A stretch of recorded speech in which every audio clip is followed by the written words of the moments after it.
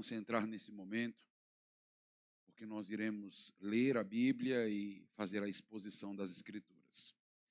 Deus amado, Deus Todo-Poderoso, queremos te louvar, te agradecer por ter nos trazido até a tua casa e juntos, ó Deus, celebrarmos mais um culto ao Senhor.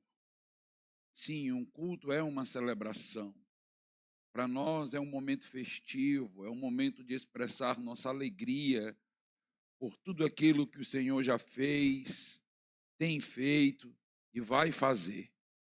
Obrigado, Senhor, por nos lembrar que este momento que estamos experimentando essa noite é apenas uma pequena parcela do que teremos na glória, daquilo que nos aguarda nos céus.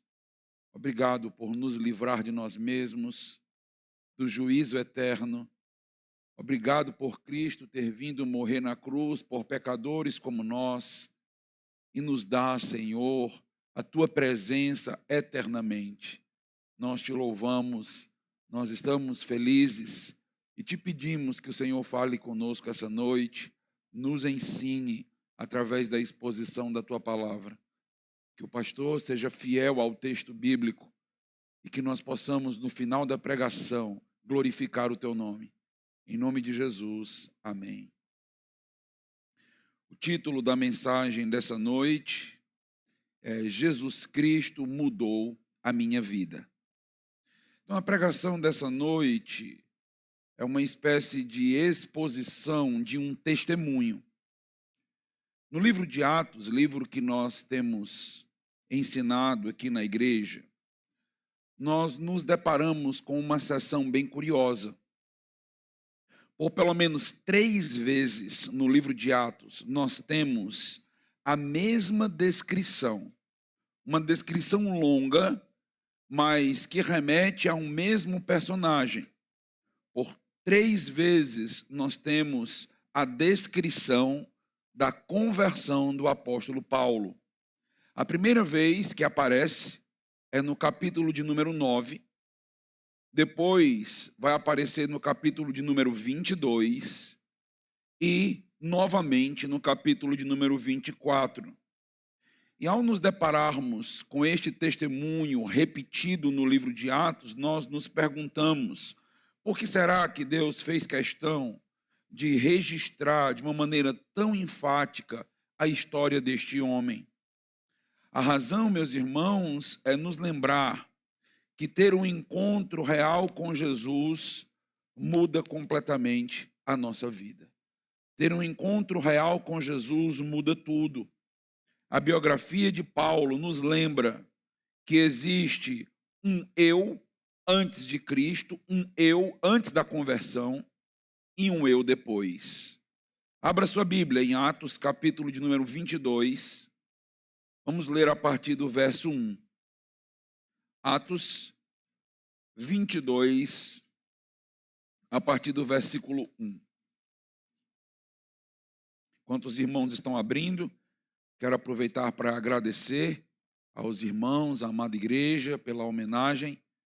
Obrigado, meus irmãos, por todo o carinho, por todo o reconhecimento. E louvo a Deus pela vida de vocês. Alguns irmãos que conversam sempre comigo no WhatsApp, eu tenho dito que os membros são presentes de Deus na vida dos pastores, e é assim realmente que eu sinto.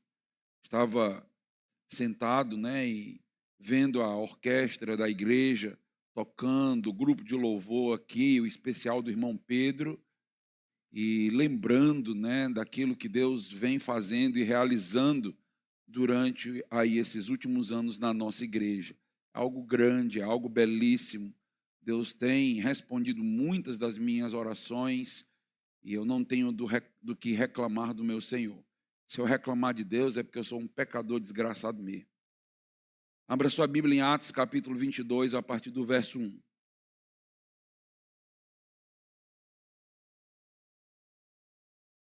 Diz assim, meus irmãos, a palavra do Senhor. Irmãos e pais, ouvi agora a minha defesa perante vós. Quando ouviram que lhes falava em língua hebraica, guardaram ainda maior silêncio, E continuou: eu sou judeu, nasci em Tarso da Cilícia, mas criei-me nesta cidade, e aqui fui instruído aos pés de Gamaliel, segundo a exatidão da lei de nossos antepassados, sendo zeloso para com Deus, assim como todos vós o sois no dia de hoje. Persegui este caminho até a morte, prendendo e metendo em cárceres homens e mulheres, de que são testemunhas o sumo sacerdote e todos os anciãos.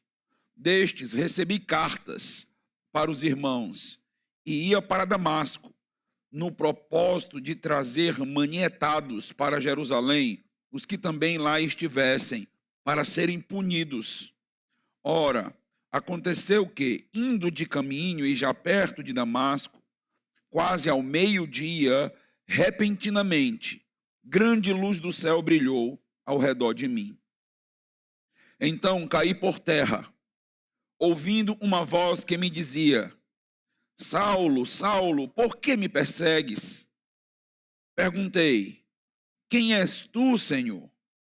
Ao que me respondeu: eu sou Jesus, o Nazareno, a quem tu persegues. Os que estavam comigo viram a luz, sem contudo perceberem o sentido da voz de quem falava comigo. Então perguntei: que farei, Senhor? E o Senhor me disse: levanta-te, entra em Damasco, pois ali te dirão acerca de tudo o que te é ordenado fazer. Tendo ficado cego por causa do fulgor daquela luz, guiado pela mão dos que estavam comigo, cheguei a Damasco. Um homem chamado Ananias, piedoso conforme a lei, tendo bom testemunho de todos os judeus que ali moravam, veio procurar-me e, pondo-se junto a mim, disse: Saulo, irmão, recebe novamente a vista. Nesta mesma hora, recobrei a vista e olhei para ele. Então ele disse: o Deus de vossos pais, de antemão, te escolheu para conheceres a sua vontade, veres o justo e ouvires uma voz da sua própria boca, porque terás de ser sua testemunha diante de todos os homens das coisas que tens visto e ouvido. E agora, por que te demoras? Levanta-te, recebe o batismo e lava os teus pecados, invocando o nome dele. Tendo eu voltado para Jerusalém, enquanto orava no templo, sobreveio-me um êxtase, e vi aquele que falava comigo: apressa-te e sai logo de Jerusalém, porque não receberão o teu testemunho a meu respeito. Eu disse: Senhor, eles bem sabem que eu encerrava em prisão e nas sinagogas açoitavam os que criam em ti. Quando se derramava o sangue de Estevão, tua testemunha, eu também estava presente, consentia nisso, e até guardei as vestes dos que o matavam. Mas ele me disse: vai, porque eu te enviarei para longe aos gentios. Nós podemos dividir esta história de Atos 22 em 3 sessões, 3 partes. Os primeiros 5 versículos e o versículo 19 e 20 tratam da experiência antes da conversão do apóstolo Paulo. Os versículos de número 6 a 11 tratam da experiência de conversão do apóstolo Paulo. E os versículos 12, 16 e o versículo 21 trata agora do projeto de Deus para o apóstolo Paulo. Então vamos avançar devagarinho, entendendo cada uma dessas sessões. A primeira, a experiência antes da conversão de Paulo, versículos de 1 a 5. Então, deixe-me situar os irmãos no capítulo de número 22. No capítulo anterior, no capítulo de número 21, nós vimos o apóstolo Paulo chegando finalmente em Jerusalém. E ao chegar na cidade, ele foi preso, como já havia sido profetizado por um homem chamado Ágabo. A partir do versículo de número 17 do capítulo 21, nós vemos então que os judeus agiram com grande fúria, com muita violência em relação a Paulo. Paulo foi arrastado do templo, as portas fechadas, ele foi basicamente expulso do templo de Jerusalém e espancado fora do templo. A intenção dos judeus era matar o apóstolo Paulo, por acreditarem que o apóstolo Paulo havia introduzido um gentil no átrio dos judeus, dentro do templo, algo que era proibido. Então, Paulo teria levado para os judeus impureza no templo, que deveria, sim, ser tratado com pena de morte. Mas Paulo não havia feito isto. Paulo estava com um gentil da cidade de Éfeso na cidade, e houve uma inferência de que Paulo teria introduzido este homem no átrio dos judeus, o que realmente não tinha acontecido. Ou seja, Paulo estava passando por aquilo que nós também estamos sujeitos a passar, por calúnias. Então, mentiras que se levantam contra o nosso caráter, contra aquilo que nós fazemos, meias verdades que se levantam contra nós. Veja que todos nós estamos sujeitos a isso. Nós estamos sujeitos a pessoas se levantarem e dizerem coisas que nós não fizemos. Estamos sujeitos a pessoas se levantarem e dizerem aquilo que nós não somos. E nós estamos percebendo que isso aconteceu, por exemplo, com Jesus, e está acontecendo com os seus discípulos, está acontecendo agora com o apóstolo Paulo. Paulo estava sofrendo por conta dessas injúrias dos seus próprios compatriotas. Paulo, meus irmãos, ele só não foi assassinado por conta da providência de Deus. Então, a guarda romana se levanta e acaba, então, protegendo Paulo. Deus usou aquelas autoridades para livrar Paulo das mãos daqueles judeus violentos, odiosos. Após Paulo ter sido resgatado, então Paulo pede a permissão para que ele pudesse, então, se dirigir aos judeus, para que ele pudesse falar com os judeus, levar uma palavra para os judeus. A guarda romana vai dar esta permissão, e o que nós vemos a partir do versículo 1 do capítulo 22 é o testemunho do apóstolo Paulo para os judeus. Tudo aquilo que Paulo estava passando em Jerusalém abriu uma oportunidade para Paulo. Que oportunidade? Testemunhar a respeito do que Cristo tinha feito na sua vida. Veja, passamos por sofrimentos, perseguições, lutas, não entendemos quando isso acontece, mas Deus, em sua santa providência, abre oportunidades para pregarmos o evangelho, para falarmos de Cristo. E o apóstolo Paulo, ele pede a palavra, vai agora falar com os judeus, mas nós iremos ver que a pretensão do apóstolo Paulo é justamente falar daquilo que ocorreu na sua vida, com a intenção e com a pretensão de que aqueles judeus também sejam alcançados pelo evangelho. Paulo pretende mostrar para aqueles seus compatriotas que ele, sendo um judeu, ele pensava exatamente como eles. Na verdade, Paulo deseja mostrar que dentre os judeus radicais, aqueles que inclusive tinham o arrastado e espancado, Paulo era um dos judeus mais radicais. Paulo conhecia aquele tipo de comportamento. Paulo tinha feito isso no passado.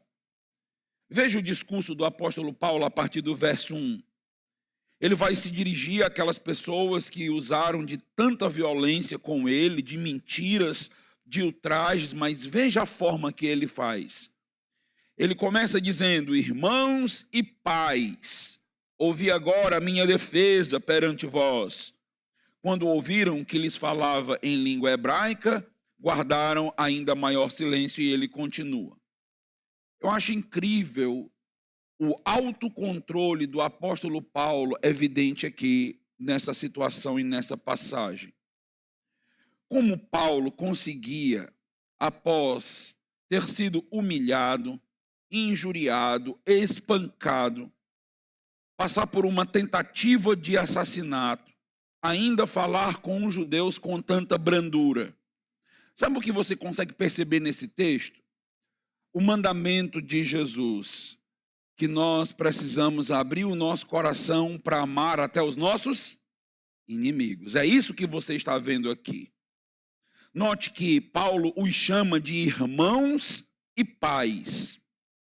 Talvez a nossa reação fosse chamá-los de cegos radicais, ignorantes, religiosos legalistas. Talvez nós quiséssemos pagar com a mesma moeda aquilo que recebemos. Mas não foi exatamente isso que o apóstolo fez.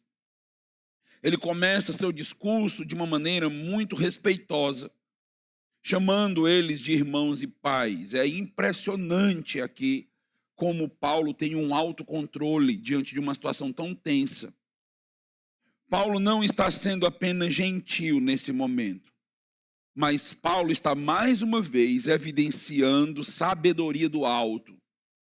Ele entendia que o clima já estava acalorado com os judeus. Ele sabia que já havia uma grande tensão no ar, a ponto dos guardas precisarem levantar Paulo para que ele não ficasse apanhando dos judeus. E dependendo de como Paulo falasse, ele não seria ouvido, ele não teria oportunidade de pregar o evangelho. Por isso, no versículo de número 2, Paulo inclusive usa de um artifício. Paulo vai falar em língua hebraica. Paulo tinha acabado de falar em grego com a guarda romana. E eles, inclusive, se admiraram disso. E você fala em grego? Sim, Paulo evidenciou que ele era um homem culto, ele era um homem erudito, e ele muda agora o idioma com uma pretensão. Paulo, meus irmãos, estava escolhendo as palavras a dedo, as palavras que ele iria usar no seu discurso. E até mesmo o idioma foi pensado por Paulo naquele momento. O que aprendemos aqui? Que existem momentos em que precisamos aprender a acalmar os ânimos. Existem momentos que nós precisamos manter a calma. Existem certas situações dificílimas na nossa vida, que precisamos depender do Espírito Santo para agir com lucidez e domínio próprio diante de injúrias, difamações, diante de tudo aquilo que a gente recebe. Não é fácil, mas agir pela carne, além de não resolver o problema, pode piorar muito a situação. Nós precisamos dessa sensibilidade espiritual. Nós precisamos dessa sabedoria para conter as nossas reações impensadas diante de injustiças e ataques. Para isso, nós precisamos estar íntimos com Deus.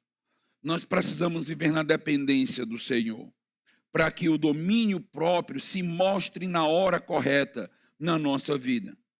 Após prender a atenção daqueles judeus, Paulo vai agora dar algumas informações importantes, informações biográficas para aqueles judeus. Paulo vai basicamente se apresentar. Deixe-me explicar para vocês quem eu realmente sou, porque aqueles judeus estavam ouvindo muitas coisas sobre Paulo. Então, tinha muitas meias verdades a respeito do ministério dele, do que ele fazia, de quem ele era. E o apóstolo Paulo entende, estou tendo uma oportunidade de dizer quem eu sou. Então me conheçam, saibam quem eu sou. Então a partir do versículo 3, Paulo começa a se apresentar.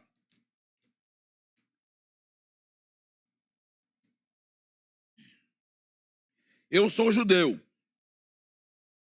nasci em Tarso da Cilícia, mas criei-me nessa cidade.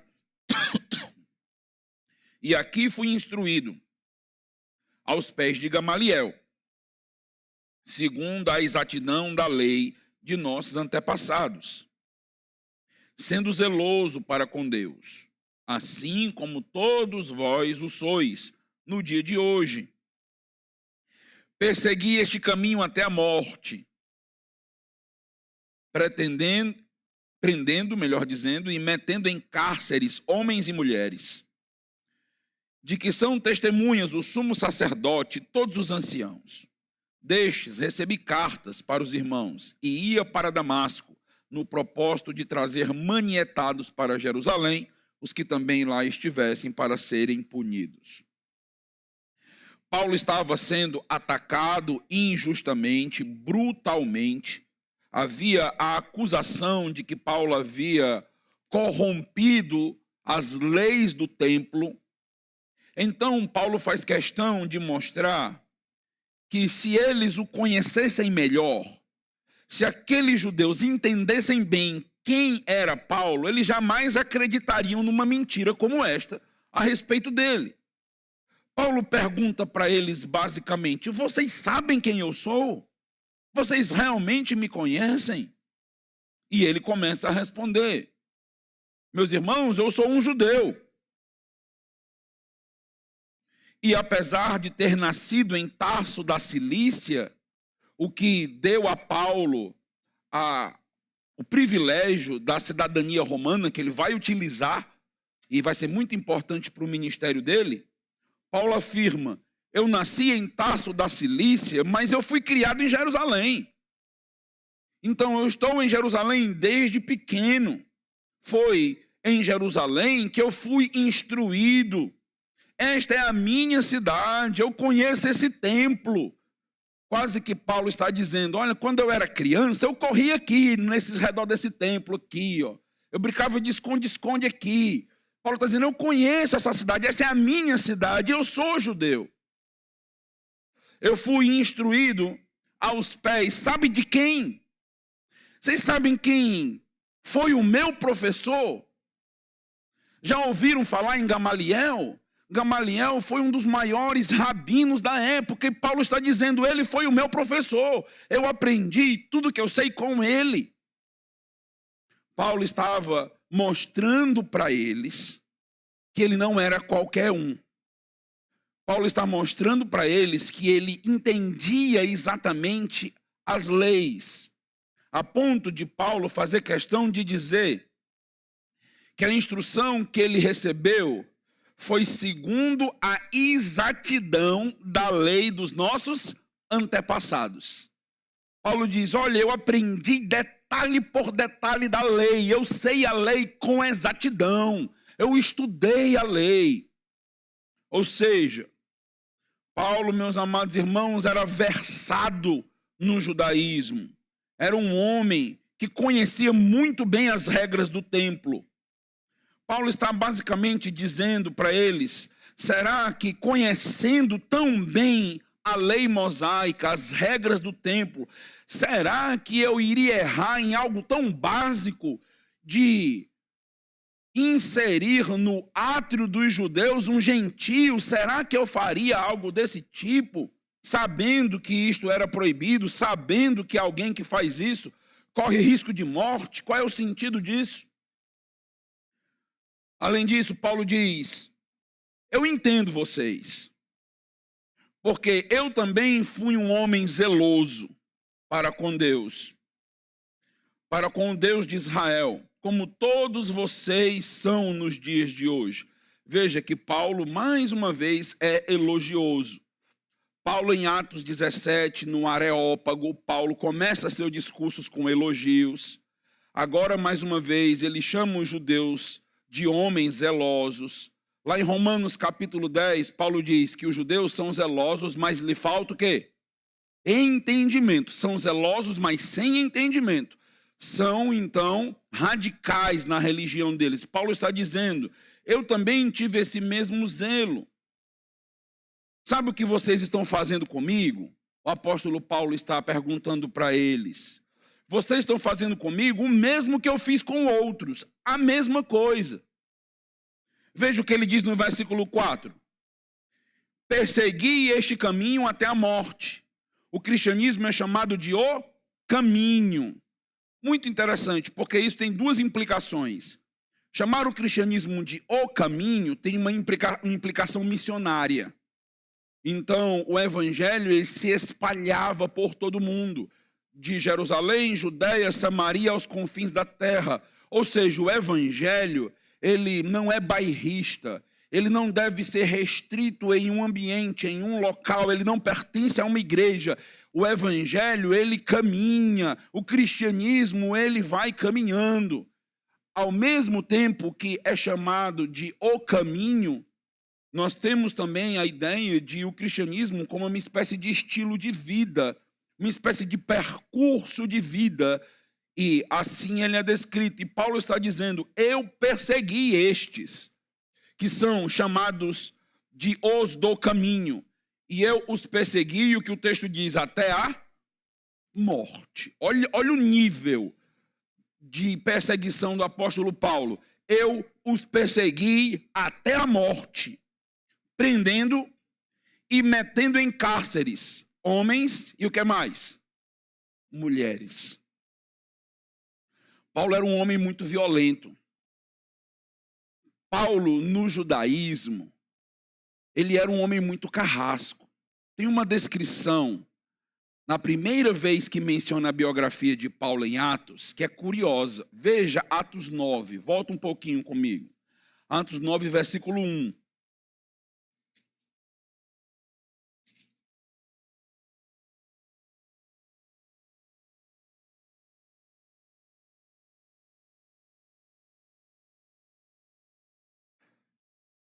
Atos 9, versículo 1. Saulo, respirando ainda ameaças e morte contra os discípulos do Senhor, dirigiu-se ao sumo sacerdote. Esta expressão que aparece aqui, respirando, a ideia de Paulo respirar violência, respirar ira, é como se você estivesse diante de um animal selvagem e aquele animal está bufando para atacar. Ele está pronto para atacar, então ele está respirando forte. Então a descrição que é feita de Paulo é uma fera. A ideia, Paulo era como um monstro no judaísmo, que estava ávido, inclusive, se necessário fosse, para derramar sangue inocente. Paulo diz, vocês querem saber quem eu sou? Perguntem ao sumo sacerdote de vocês. Pergunte aos anciãos de Israel. Por quê? Porque Paulo diz no versículo de número 5, eles podem dar esse testemunho sobre mim, porque foram eles que emitiram cartas para que eu fosse até a cidade de Damasco e prendesse ali os do caminho, prendesse os cristãos e trouxesse eles à força para Jerusalém. Então, Paulo, meus irmãos, que depois se tornou o grande missionário, com 3 viagens missionárias. Antes, Paulo fazia outro tipo de viagem, está percebendo? Paulo viajava para agir com violência. Paulo viajava para prender. Paulo viajava para onde ele encontrasse cristãos, amarrar, acorrentar e trazer a força para Jerusalém. Poderia ser homem, poderia ser mulher, não importa. Paulo queria, com todas as suas forças, acabar com o cristianismo que estava nascendo. E Paulo está então contando para eles, eu fiz isso. Olha quem eu fui, me conheçam, saibam quem eu fui e o que eu fiz. Mas não acaba aí a sua apresentação. Volta para o capítulo 22, veja os versículos 19 e 20. Olha o que Paulo ainda diz a respeito dele mesmo.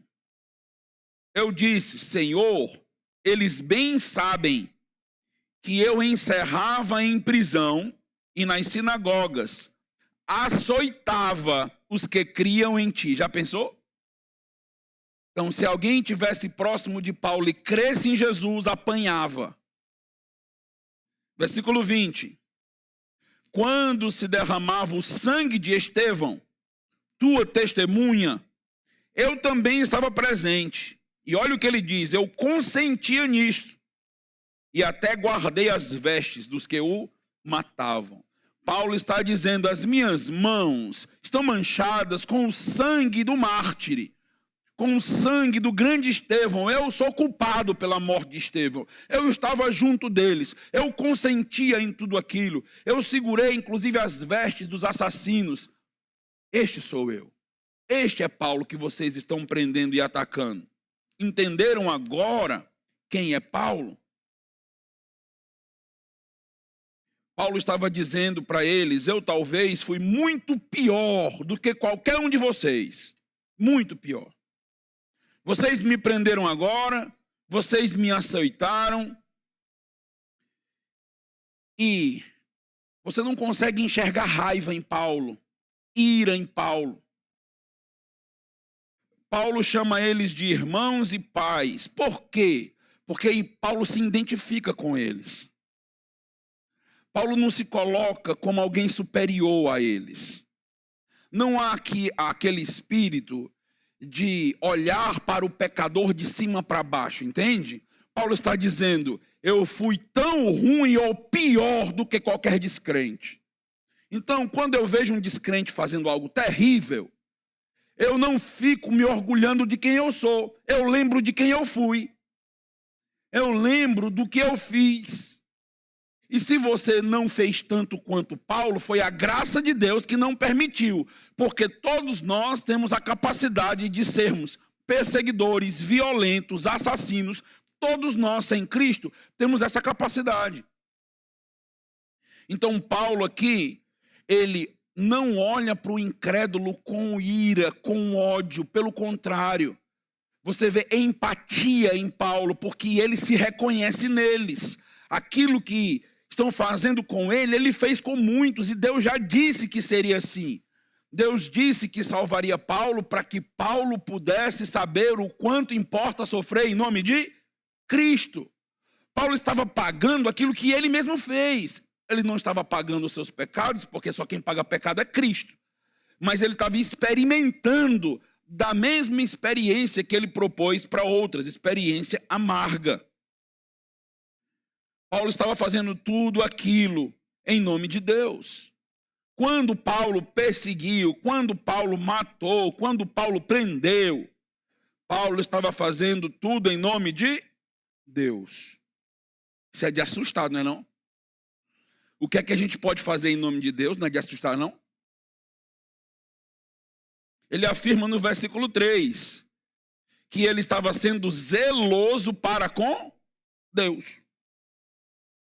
Paulo estava perseguindo, açoitando, homens, mulheres, tudo por causa de Deus, sendo conivente com mortes, tudo em nome de Deus. Perceba até onde a religião vazia pode chegar. Perceba que não basta ter uma religião. Às vezes, ter uma religião pode piorar e muito a minha vida. A questão não é simplesmente fazermos parte de algum grupo místico. A questão não é simplesmente ter alguma tradição religiosa na minha vida. Não. O que nós estamos vendo aqui em relação a Paulo é gravíssimo. Paulo está basicamente dizendo para eles, vocês precisam entender o que eu fiz, o que aconteceu. E vocês precisam entender o que mudou na minha vida. Como se Paulo começasse pelo antigo Paulo. Criando, inclusive, uma certa lógica dentro da sua linha argumentativa. Deixe começar pelo Paulo judeu, pelo Paulo ímpio, pelo Paulo antes de Cristo. E aí, vocês conhecendo este Paulo, tendo testemunhas do que eu fiz, de quem eu sou, vocês deveriam ter uma grande interrogação na mente de vocês. Qual? O que aconteceu com ele? Aconteceu alguma coisa, porque ele já não é mais assim. ele não está agindo com violência. Pelo contrário, e evidenciando domínio próprio, gentileza, educação, amor, sabedoria. O que aconteceu com aquele Paulo? Cadê o Paulo virulento? Cadê o Paulo radical? Cadê o Paulo iracundo? Cadê este Paulo? Aqui nós entramos no segundo ponto da mensagem. A experiência de conversão do apóstolo Paulo. Olha o versículo de número 6. Prosseguindo o discurso que ele está fazendo para os seus compatriotas. Ora, aconteceu que, indo de caminho, e já perto de Damasco, quase ao meio-dia, veja quantos detalhes. O texto dá vários detalhes para a gente entender que, de fato, foi um ato histórico, foi algo que realmente ocorreu. Ele dá até a proximidade da hora do dia que aconteceu. Ele diz, repentinamente, grande luz do céu brilhou ao redor de mim. Então caí por terra, ouvindo uma voz que me dizia, Saulo, Saulo, por que me persegues? Perguntei, quem és tu, Senhor? Esta é a primeira pergunta que Paulo faz. Tem 3 perguntas em sequência aqui. Paulo escuta uma pergunta e depois Paulo faz 2 perguntas em sequência. Isso aqui é muito importante. Ao que respondeu, eu sou Jesus, o Nazareno, a quem tu persegues. Os que estavam comigo viram a luz, sem contudo perceberem o sentido da voz de quem fala comigo. Então perguntei, que farei, Senhor? Então veja, a primeira pergunta de Paulo no versículo 8 foi qual? Quem és tu, Senhor? Essa é a primeira pergunta. A segunda pergunta, que farei, Senhor? Então, primeiro eu preciso entender quem é Jesus. E ao entender quem é Jesus, automaticamente uma outra pergunta deve surgir. O que o Senhor quer de mim? O Senhor se apresentou para mim, eu te entendi, eu te conheci. O que o Senhor quer da minha vida? Essa é a pergunta que o apóstolo Paulo faz. Na continuidade do versículo 10, e o Senhor me disse, levanta-te, entra em Damasco, pois ali te dirão acerca de tudo o que te é ordenado a fazer. Tendo ficado cego, por causa do fulgor daquela luz, guiado pela mão dos que estavam comigo, cheguei a Damasco. Paulo não estava indo a Damasco para participar de um culto no domingo à noite. Paulo não estava indo para adorar no templo, porque ele estava saindo de Jerusalém, onde tinha o templo, para Damasco. O que Paulo estava indo fazer em Damasco? Perseguir, agir com violência contra os do caminho, prender cristãos em nome de Deus. Era isso que Paulo estava indo fazer. Mas, de repente, no caminho acontece algo. Repentinamente, Paulo já perto de Damasco, quase ao meio-dia, Paulo teve um encontro. Paulo teve um encontro inesperado. Paulo esperava encontrar os cristãos para amarrá-los e trazê-los a Jerusalém. Mas não foi bem isso que Paulo encontrou. Paulo teve um encontro que mudaria completamente a vida dele, completamente. Um encontro que ele nem sequer podia imaginar. Um encontro que ele não poderia planejar. O encontro que Paulo teve foi planejado por Deus. Deus o encontrou. Deus iria fazer uma grande obra na vida dele. Nesse sentido, meus irmãos, Deus nos encontra quando nós menos esperamos. Não somos nós que buscamos a Deus. Lembra que Romano diz, não há quem busque a Deus. É Deus quem nos acha, é Deus quem nos busca. Quando nós nem estamos interessados nele, ou estamos presos a alguma religiosidade vazia. Paulo, então, tem este encontro. Paulo se depara com uma luz brilhante, e essa luz brilhante vai cegá-lo. Interessante porque o texto fala de Paulo aproximadamente ao meio-dia. Isso significa que o sol estava ardente. Mas, mesmo assim, aparece uma luz que brilha mais do que o sol. O Criador do sol brilha mais do que o sol. E Paulo vai se deparar com este Criador.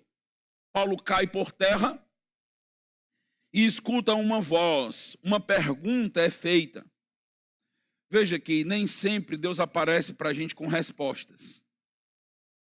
Às vezes Deus aparece para a gente com perguntas. Lembra de Jó? Jó estava cheio de perguntas para Deus, não era? Eu tenho umas coisas aqui que o senhor precisa me esclarecer.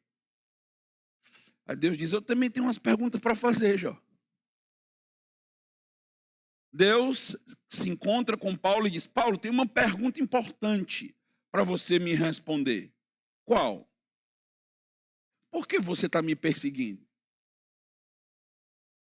Por que você me persegue? A pergunta é, Saulo, Saulo, por que me persegues? Mas quem Paulo estava perseguindo? Paulo estava perseguindo realmente a Jesus? Não. Pergunta que ele faz no versículo 8 é, quem és tu, Senhor, que eu persigo? E a resposta, eu sou Jesus, o judeu. Eu sou Jesus, o nazareno, a quem tu persegues. Paulo estava perseguindo quem? A noiva de Cristo. Paulo não estava perseguindo a Cristo, mas Paulo estava perseguindo a sua noiva.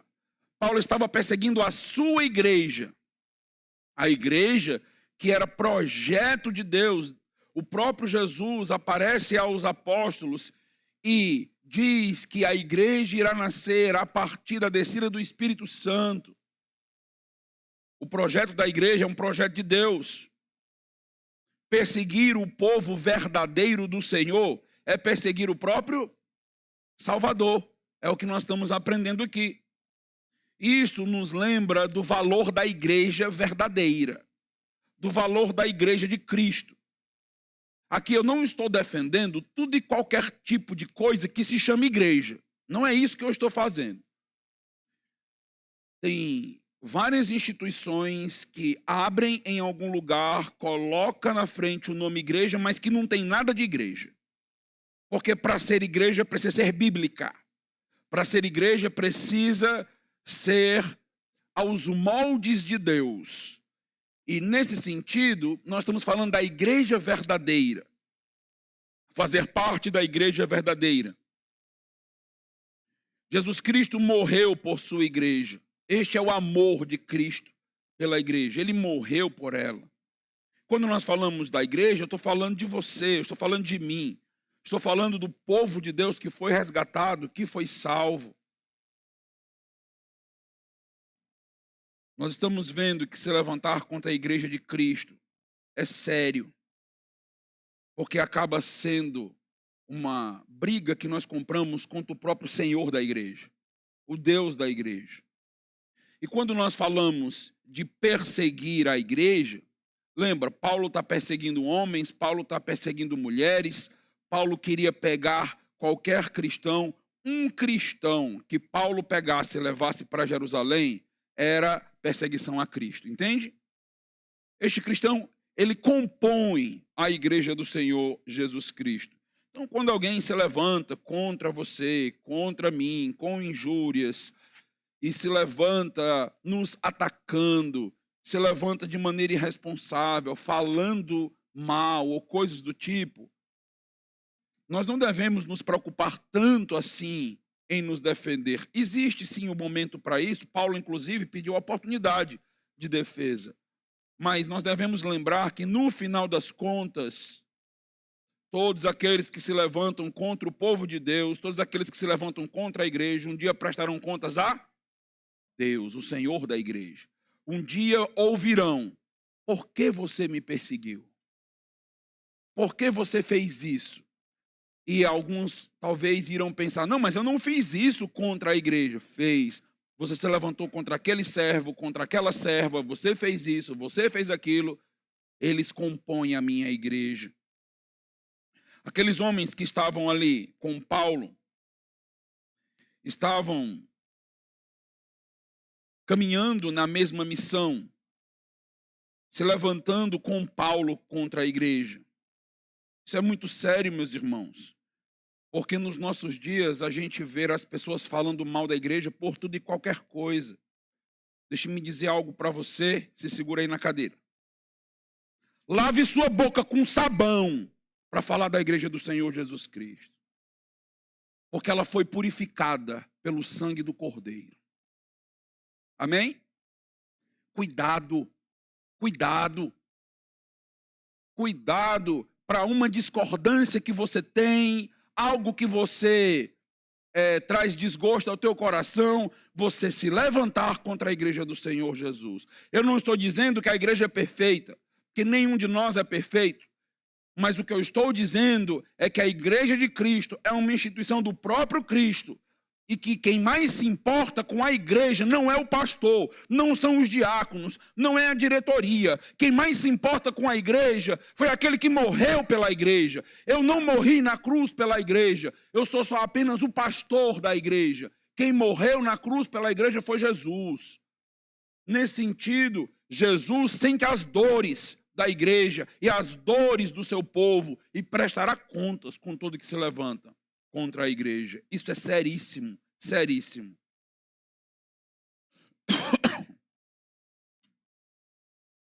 Nós temos aqui um jogo interessante no texto falando sobre a cegueira. Porque nós temos basicamente a cegueira espiritual de Paulo até aquele momento, acompanhando uma cegueira agora física. Jesus se apresenta para ele. E Paulo agora vai basicamente ser colocado no seu devido lugar. O grande Paulo, orgulhoso religioso, vai ser colocado e dobrado no chão.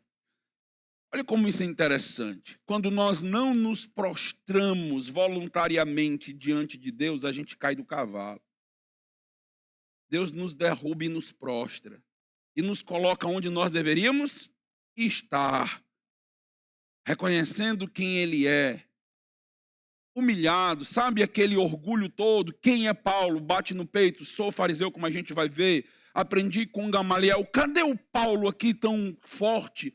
Cadê o Paulo aqui disposto a prender todo mundo, a bater em todo mundo? Cadê? Um ceguinho. Vê como Deus sabe humilhar a gente? Vai ficar cego. Vai ficar dependente de pessoas que te levem até Damasco. Nem até Damasco tu consegue chegar, porque agora tu ficou cego. Veja Deus trabalhando no caráter de Paulo, humilhando Paulo, colocando Paulo no seu devido lugar. Por quê, meus irmãos? Porque Paulo é instrumento valioso, Paulo é instrumento precioso, mas com aquele orgulho, com aquele ego, com aquela cegueira, Paulo era inútil. Então Deus vai agir na vida dele, Deus vai trabalhar na vida dele para transformá-lo em uma pedra preciosa para o Senhor. Paulo vai passar por uma experiência que vai mudar completamente sua vida. E nós percebemos que o apóstolo Paulo, no decorrer da sua caminhada, ele vai compreendendo algumas verdades importantes. Ele vai entendendo que tudo aquilo que ele aprendeu, que tudo aquilo que ele foi, a partir do dia que ele conheceu a Cristo, tudo aquilo perdeu a significância, perdeu o valor. Veja o que é dito em Filipenses capítulo 3. Mais um momento biográfico do apóstolo Paulo.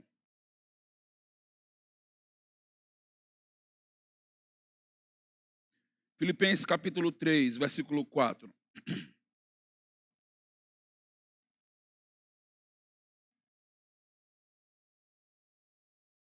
Bem que eu poderia confiar também na carne. Se qualquer outro pensa que pode confiar na carne, eu ainda mais. Circuncidado ao 8º dia, da linhagem de Israel, da tribo de Benjamim, hebreu de hebreus, quanto à lei, fariseu, quanto ao zelo, perseguidor da igreja, quanto à justiça que há na lei, irrepreensível, mas o que para mim era lucro, isto considerei perda por causa de Cristo. Sim, deveras considero tudo como perda, por causa da sublimidade do conhecimento de Cristo Jesus, meu Senhor, por amor do qual perdi todas as coisas e as considero como refúgio para ganhar a Cristo. Deixa eu te dizer algo. O encontro com Cristo vai exigir que você perca todas as coisas. Vai exigir tudo de você, tudo. Vai exigir quem você é. Veja o que Paulo diz. Perdi todas as coisas e considero tudo como lixo, como esterco, comparado com a sublimidade do conhecimento de Cristo Jesus. Houve uma tremenda transformação na vida deste homem.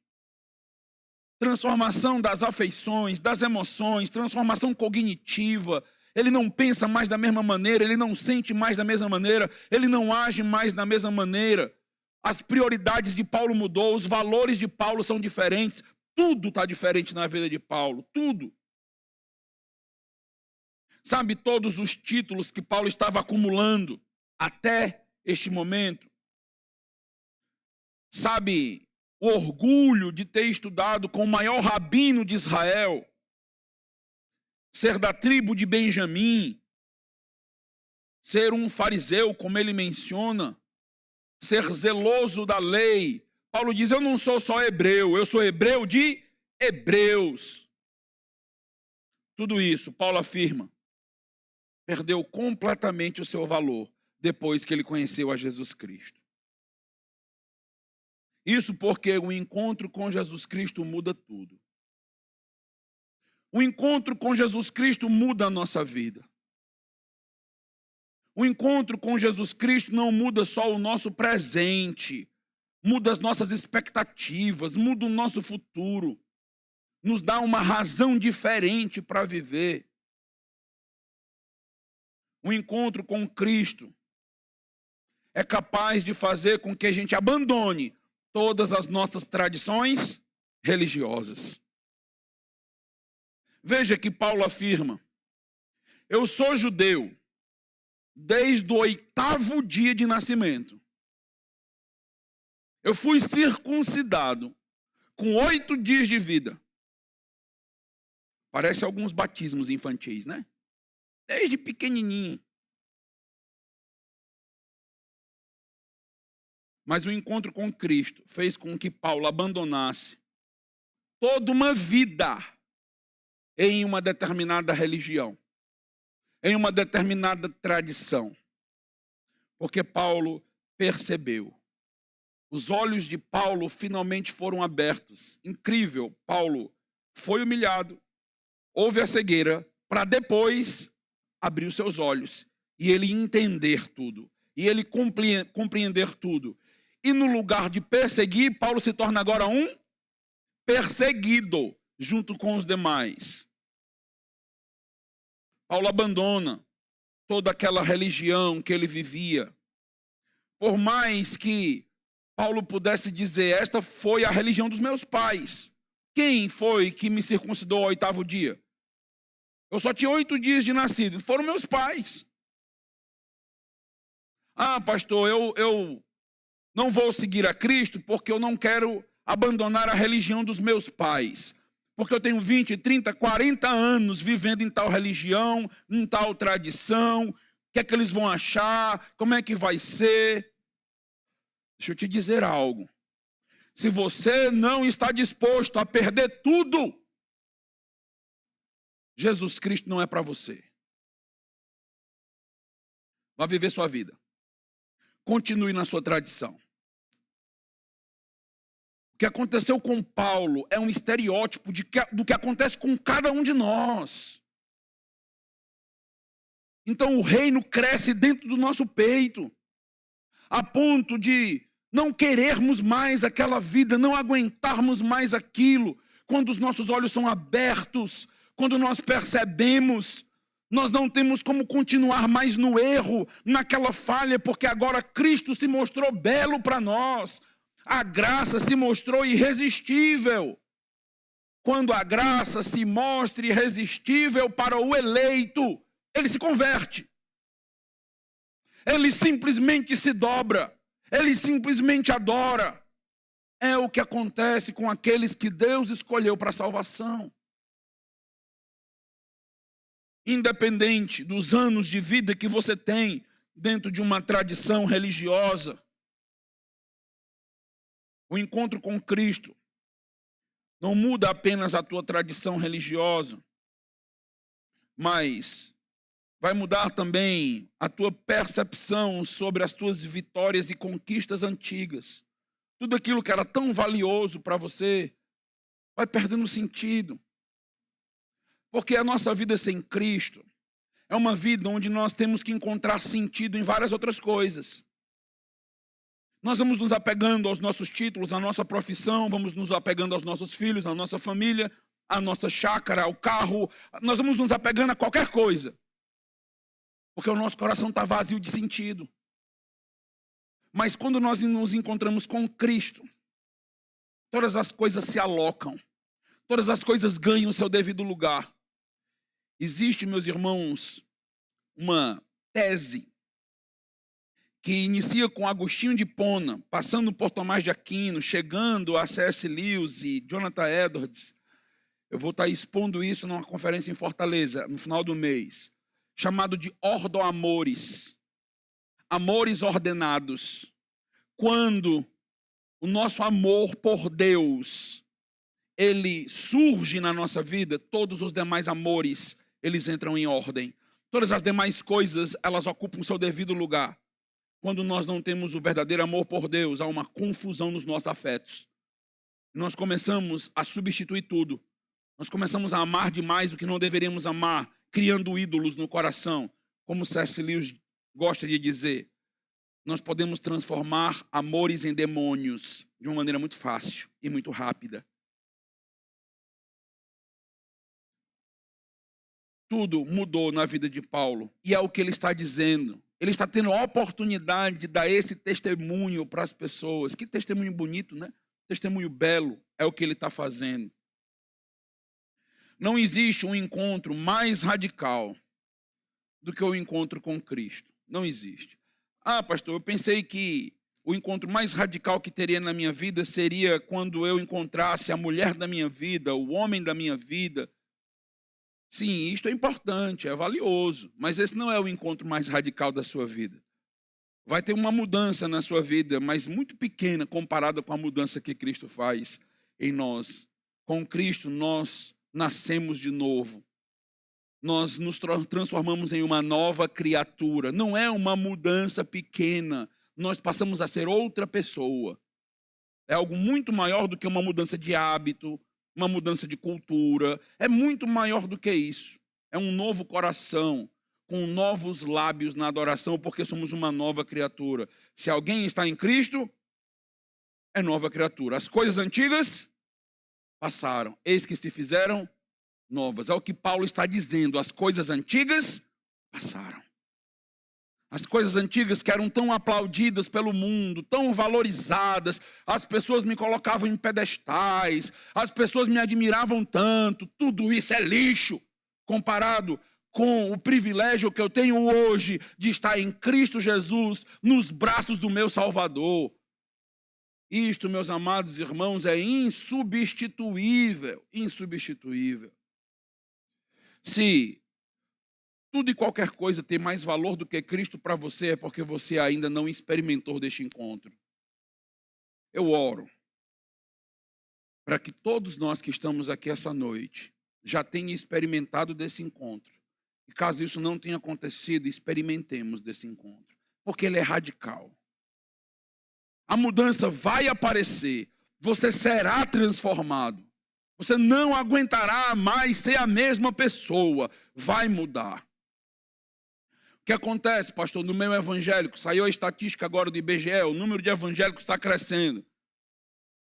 Está crescendo o número de evangélicos, mas não tem mudança na cidade, não tem mudança nos trabalhos, não tem mudança nas faculdades, não tem mudança na sociedade, não tem mudança no caráter social. Por quê? Porque essas pessoas não se encontraram verdadeiramente com Cristo. Nós estamos repletos de igrejas que no hall de membros tem vários incrédulos e nunca tiveram a oportunidade de se encontrar com Jesus. Nunca tiveram.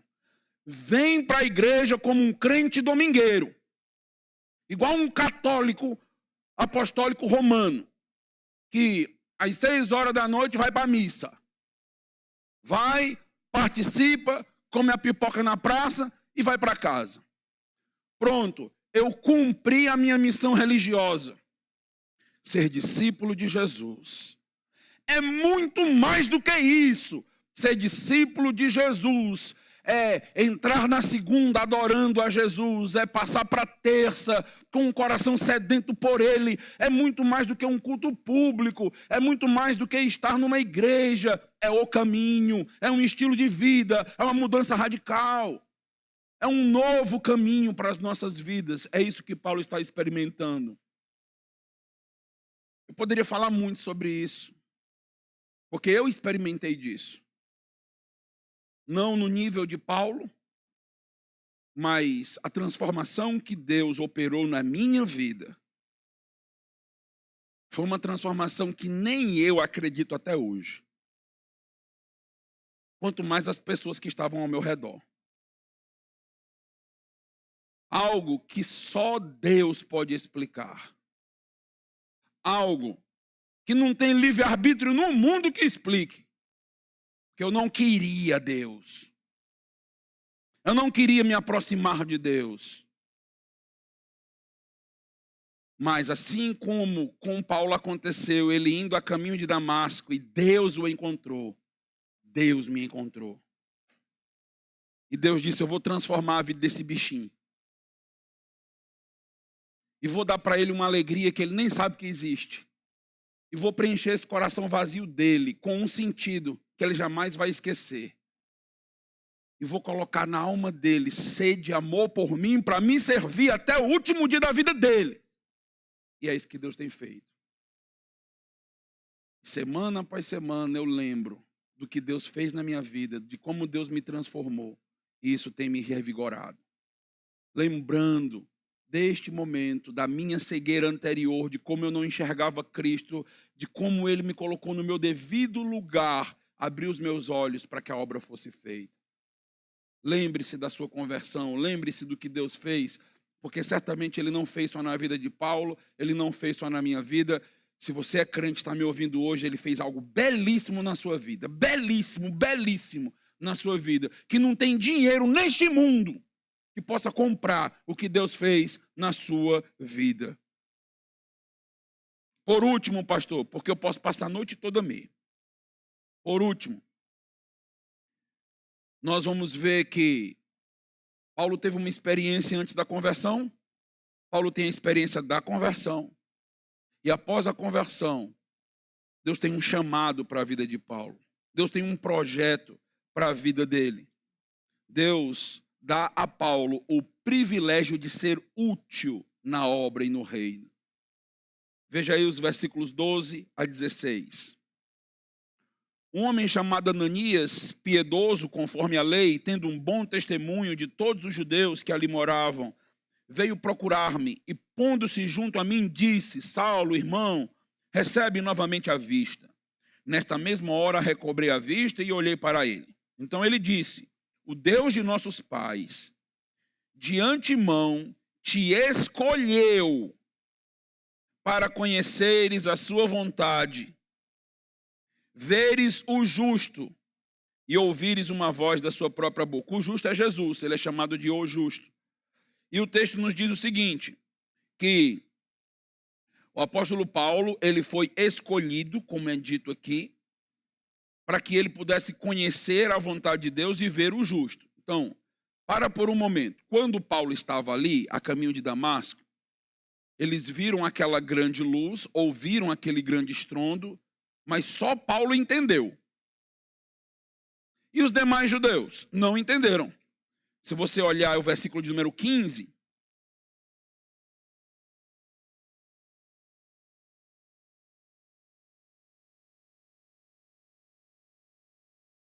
Versículo 9, desculpe, 22, 9. Os que estavam comigo viram a luz, sem, contudo, perceber o sentido da voz que falava comigo. Só Paulo, só Paulo. A pergunta é, por que Paulo? O texto explica, meus irmãos, de uma maneira bem clara, no versículo 14. O Deus de nossos pais de antemão te escolheu. Só Paulo entendeu. Paulo havia sido escolhido para conhecer a vontade de Deus. É o que acontece às vezes quando a gente prega a palavra, né? A gente prega, algumas pessoas se convertem e outras não. Algumas pessoas entendem, são tocadas, são mexidas pelo Espírito e outras não. Porque Deus age de maneira soberana na salvação dos seus eleitos. Paulo foi escolhido aqui. E o texto nos diz, Paulo foi escolhido para quê? Versículo 15. Porque terás de ser sua testemunha diante de todos os homens, das coisas que tem visto e ouvido. E o versículo 21 é dito que ele vai ser enviado para longe, para os gentios. Então, o que nós estamos vendo aqui? Nós estamos vendo que a vida de Paulo foi completamente mudada, transformada. Qual era o propósito de Deus? Fazer com que Paulo se tornasse útil para o reino. Paulo, até aquele momento, era inútil para o reino. Ele perseguia a igreja do Senhor Jesus Cristo. Mas a partir da sua conversão, Paulo agora vai ser usado por Deus, para que Paulo possa professar a sua fé, para que Paulo possa pregar, para que as pessoas possam ouvir, para que Paulo possa servir no reino de Deus, para que ele seja inclusive enviado para os gentios. Meus irmãos, é isso que acontece em uma conversão. O que acontece quando nós somos salvos? Nós nos tornamos úteis. Nós somos salvos para servir. Nós somos salvos para trabalhar para Deus. Tudo na nossa vida mudou. E a nossa vida passa a ter significado e relevância agora. Quando a gente trabalha para Deus, quando a gente diz para Deus, Senhor, usa quem eu sou, usa o restante da minha vida, usa a minha força, usa inclusive os meus bens, para que o teu reino cresça, para que a igreja seja edificada. E nós nos alegramos vendo o reino de Deus crescer. Deus não converte ninguém para ficar de braço cruzado. Dizem, eu fui convertido pelo Senhor. Qual é a diferença que você faz no reino e pro reino? Qual é a diferença? Você tem servido? Deus não te salvou para ser um crente domingueiro. Deus não te salvou para você vir esquentar banco na igreja. Deus te salvou para você salvar o seu bairro. Deus te salvou para você fazer a diferença na tua família. Deus te salvou para você ser útil na igreja, no reino, para expandir o evangelho. Foi para isso que Deus nos chamou, para servir. Se a gente não serve a Deus, a gente não serve para nada. Pastor, o meu coração não palpita por servir a Deus. Ou você não é crente, ou você está desviado. É pesado, mas é verdade. Você pode estar desviado e longe do Senhor. E quando a gente se afasta do Senhor, as coisas de Deus passam a não ser mais prioridade na nossa vida. A gente passa a não ter mais aquele mesmo coração pulsante por Deus. Porque a gente está longe de Deus. Os valores de Deus passam a não ser mais os nossos. Ou você pode não ter tido o encontro com Jesus. Pergunte para Jesus essa noite. Senhor, eu fui salvo. Para quê? Lembra que Paulo faz duas perguntas? A primeira, quem é o Senhor? A segunda pergunta é, o que o Senhor quer de mim? Todo aquele que se converte precisa perguntar para Deus, que o Senhor quer de mim? Como o Senhor quer me usar? Senhor, usa a minha profissão, usa os meus talentos, usa as minhas amizades, usa tudo que o Senhor já me deu, usa quem eu sou para a tua glória, porque senão tudo isso não tem valor nenhum para mim. Deixa Deus te usar, meu irmão. Se coloca à disposição dele, faz como Paulo. Quando você tiver oportunidade, fala do que Deus realizou na tua vida, prega o evangelho. Quando você tiver oportunidade, testemunha. Quando você tiver oportunidade, conta para as pessoas quem você era e quem você se tornou. Fala, diz para as pessoas, impacta as pessoas com aquilo que foi tão impactante para a tua vida. Paulo foi perseguido, Paulo foi machucado, Paulo provavelmente aqui no discurso estava ensanguentado, mas Paulo não deixou de aproveitar a oportunidade de dizer para aquelas pessoas que entendia elas e que elas precisavam, no final das contas, ter o mesmo encontro que ele tinha tido, o encontro com Jesus. Quero encerrar essa mensagem falando com você que está aqui me ouvindo e perguntando para você: você realmente já teve um encontro com Jesus?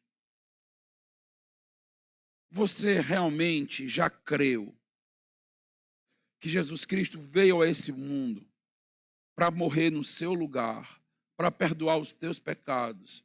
Você já se arrependeu dos teus pecados, já se quebrantou, reconhecendo o que você tem feito, como você tem vivido, e você se voltou e se colocou à disposição de Deus, dizendo, como Isaías disse para Deus: eis-me aqui, Senhor, usa-me, usa a minha vida, me usa para fazer a tua obra. Se você está aqui, abre teu coração para que você seja realmente impactado por este encontro, seja transformado. Se você está aqui e é filho de crente, não significa que necessariamente você é crente.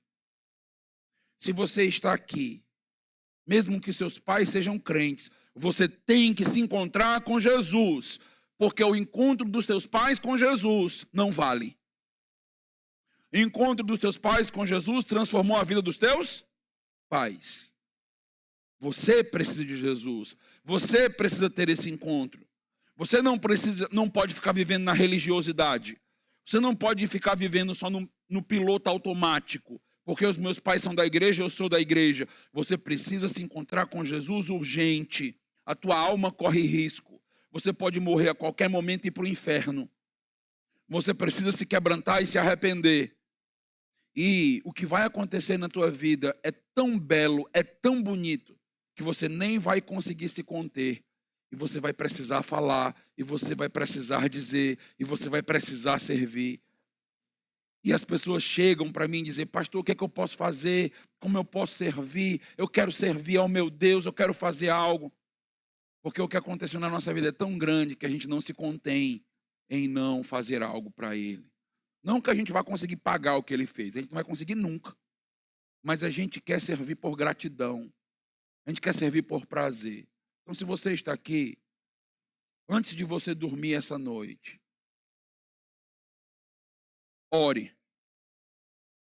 Eu quero me encontrar contigo, Jesus. Eu quero que o Senhor transforme minha vida. Eu quero mudar.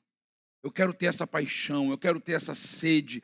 Eu quero ter o desejo de servir ao Senhor. Eu quero ser útil na tua obra. Se você está aqui e não teve esse encontro, você precisa ter esse encontro urgentemente. Eu estou falando para você com amor, com carinho. Essa igreja prega este evangelho porque é o evangelho transformador. Foi o mesmo evangelho que transformou a vida de Paulo e que tem transformado vidas durante 2000 anos. É o evangelho que pode transformar a sua vida. Pastor, não tem nada para prometer para mim aí, não? Que se tiver um negócio para prometer, eu acho que dá certo. Tem o céu, a glória, o encontro com Jesus, intimidade com o Senhor, o prazer em servir.